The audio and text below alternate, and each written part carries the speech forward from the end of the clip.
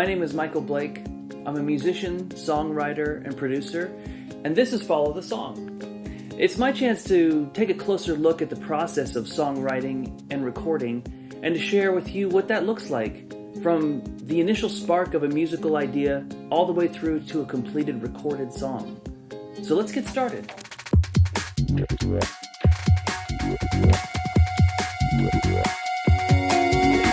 So I've got this idea that I came up with on the piano. It's a simple waltz feel where I played a single note, this C, and then the left hand came in on this sort of waltzy.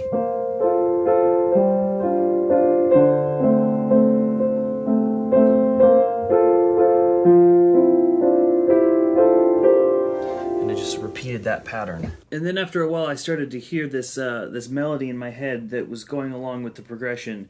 Ba-da-da-da-da-da-da. So it sounded like this.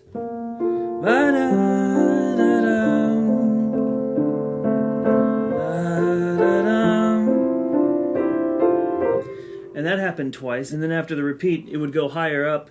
Ba-da-da-da-da-da-da. So,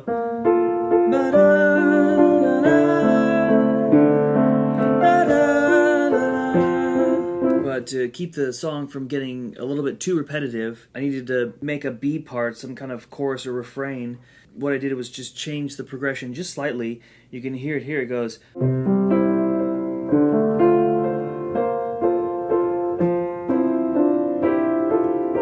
So it's real similar to the verse, but it just has that unique sound. Get it away a bit from the A part, but still related enough to where they feel like they belong together. So I had the piano part written, but when it came time to record, I played that repeating C note on the piano, but I recorded the left hand on a whirly.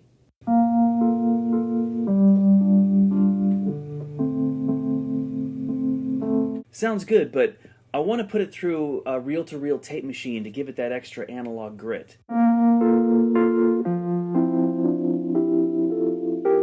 And then with this repeating C note on the piano, I want to give it kind of a ghostly, distant effect. So let's try running it through a rotating speaker effect.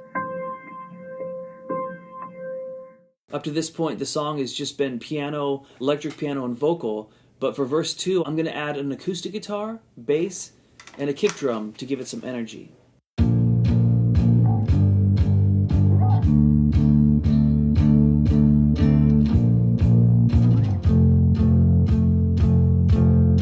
Now I want to add an additional instrument, thinking like a cool analog-y pad here. So I found something, sounds like this.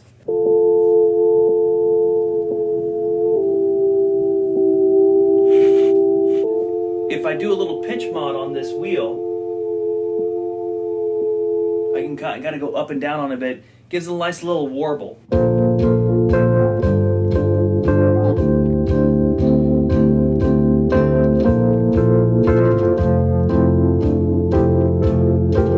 Now I don't want this to get too stale, so halfway through the verse I'm thinking some other element that can add some interest.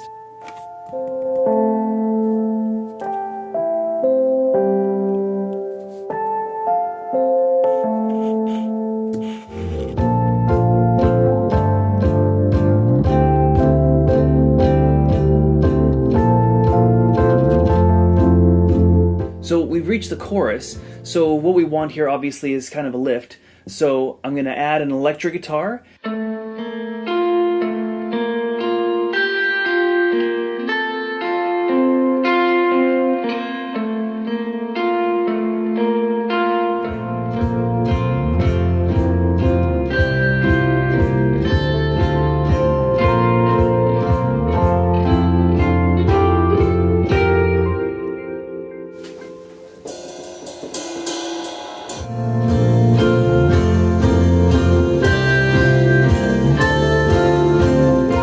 At this point, I'll usually track vocals, provided I have lyrics written. Do I fall short of what you need? Am I on talk instead of listening? This particular song is sort of an exploration of my own feelings as a husband. I think any married person has a sense of not being enough for their spouse, and that's kind of where this is coming from.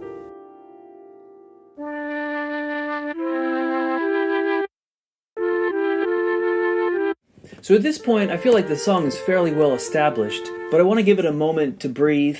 So I'm going to go to one of my go-to favorite sounds, the mellotron flute.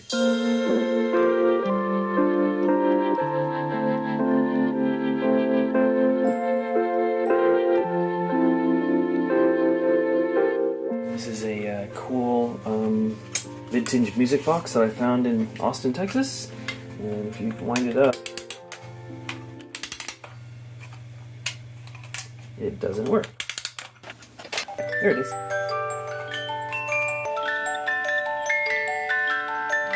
I sampled this box so I can play whatever notes I want. And you can hear that here by itself for a second.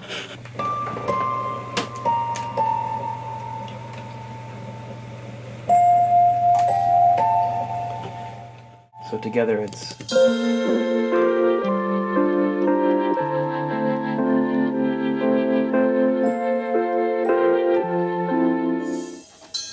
So we've reached the final chorus outro, which needs to be big, so I'm going to really ramp up these pulsing drums here.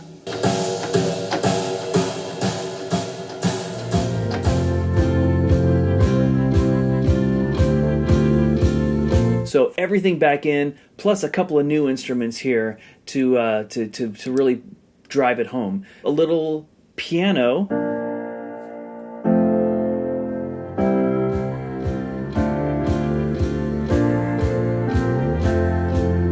I'd love to have like a string part kind of playing this sort of melody over it. Obviously I don't have an orchestra here, but since I am a lover of mellotrons, I say let's use some string mellotron sounds. Here I'm playing the melody of the chorus on the strings to reinforce that theme.